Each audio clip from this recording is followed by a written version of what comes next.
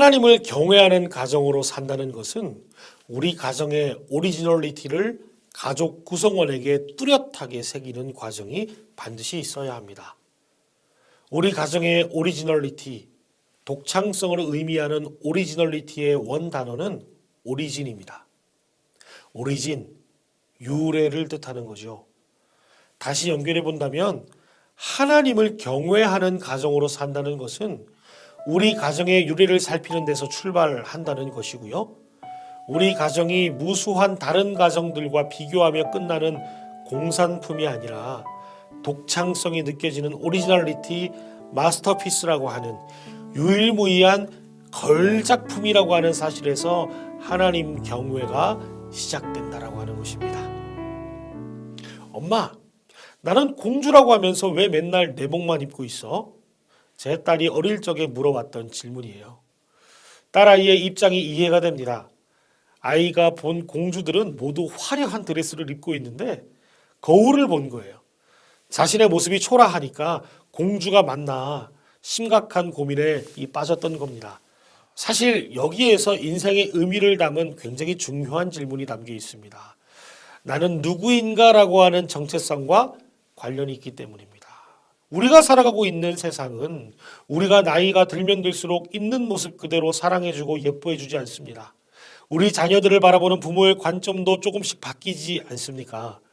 어릴 적 실수하고 넘어지는 모습들까지 그 자체로 예쁘고 사랑스러웠건만 자녀들이 조금씩 자라서 학교에 가고 입시 경쟁에 접어들면서 아쉬운 점들이 우리 마음 가운데에 생기기 시작합니다. 자녀들이 살아가고 있는 이 세상은 보다 더 성적이 좋은 사람을 가치롭다고 말합니다.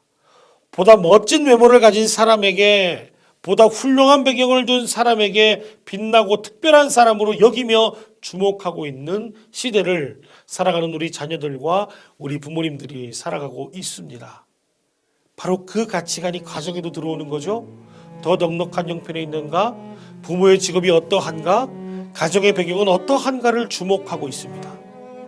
만약 정말 가정의 척도가 형편과 학벌과 배경에 있다고 생각한다면 우리 가정은 물질과 학벌과 배경을 경외하는 가정됩니다.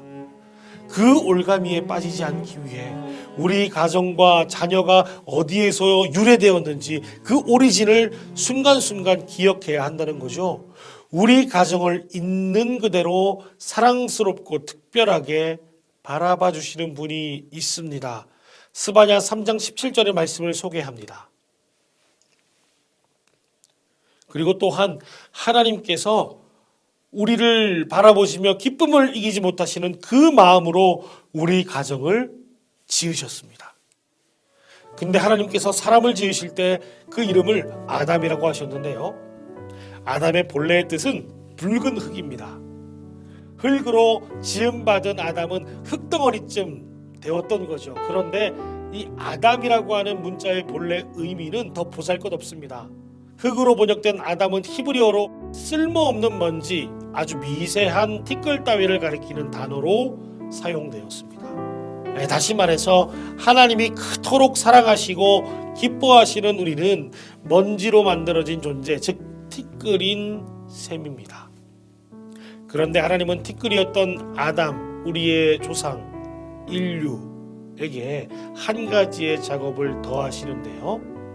바로 생명을 하고 불어넣으신 것입니다. 말씀으로 온 세상을 창조하셨던 전능하신 하나님께서 다른 어떤 피조물보다 특별한 가정을 더하여 우리를 하나님을 닮은 형상대로 또 우리 가정을 하나님께서 직접 디자인하셔서 만드셨습니다. 물건이 어디서 어떻게 만들어졌느냐를 따져보아도 그 출처 가운데에서 그 품질과 성능과 가치가 결정되지 않습니까? 근데 우리 가정이 하나님에게 지음받았다라고 하는 사실을 기억한다면 얼마나 가치롭겠습니까? 그 자체로 오리지널리티가 부여되는 것입니다. 고로 우리 가정의 정체성은 나와 내 자녀를 특별한 존재로 지으시고 특별한 관계를 맺으시며 우리 가정으로 인하여 기쁨을 이기지 못하는 하나님께 있습니다. 우리 가정은 유래이신 하나님으로 인해서 독창성이 있습니다. 다른 어느 가정들과 비교할 수 없는 작품입니다. 상품이 아닌 작품이기 때문에 학벌로도 세간의 인정으로도 부요함으로도 판단받을 수 없는 가치로운 존재라고 하는 것이죠. 경외, 두려워하고 존경한다는 뜻입니다. 나의 가정의 주인이 하나님이심을 알기에 전적으로 믿고 신뢰함으로 우리 가정의 생사화복이 그분의 표심판에 있음을 인정하는 것입니다.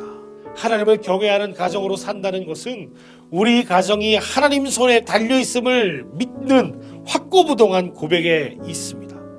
그 믿음으로 하나님과 강하게 연결되어가는 가정 되는 것입니다. 그러나 우리 가정의 오리진을 망각하며 살아간다면 우리는 다시 티끌일 뿐입니다. 정체성이 없는 가정입니다. 컴퓨터를 생각해 보실까요? 전원 버튼을 눌렀는데 켜지지를 않습니다. 아무리 훌륭한 제품일지라도 무슨 소용이 있겠습니까? 고사양 컴퓨터라도 전원이 들어오지 않는데 어떻게 사용할 수 있겠습니까? 전기가 공급되지 못하면 절대로 작동하지 못합니다. 이처럼 하나님으로부터 지음받은 우리 가정이 우리 가정의 근원 되시고 정체성을 결정지어 주시는 하나님과 연결되었을 때에 우리 가정의 진가가 가치가 드러나게 된다라고 하는 것입니다. 사랑하는 세문안교회 교육부 모든 가정 여러분, 우리 가정의 정체성을 결코 스스로 찾을 수 없다라고 하는 사실을 기억하시기 바랍니다. 우리 가정이 부유해질수록 가치로워진다? 인정받을수록 가치로워진다. 학벌이 높을수록 스펙을 쌓을수록 가치로워진다. 티끌모아 태산과 같은 이야기입니다. 티끌 같은 우리에게 생명을 부어 사람으로 지으신 하나님의 관점에서 우리 가정이 가난에 처할지라도, 비록 사람들에게 인정을 받지 못할지라도, 예상치 못한 뜻하지 않는 고난 가운데 있을지라도 하나님은 우리 가정을 결코 티끌이라 말씀하지 않으실 것입니다. 아빠, 내복을 입고 있는데 공주야? 그 질문에 대한 아빠의 대답은 그럼요, 공주입니다. 무엇과도 바꿀 수 없는 하나뿐인 사랑하는 내 딸 공주입니다. 여러분, 정체성은 어떤 상황에서도 변하지 않는 그 자체가 가지고 있는 특성이 바로 정체성입니다.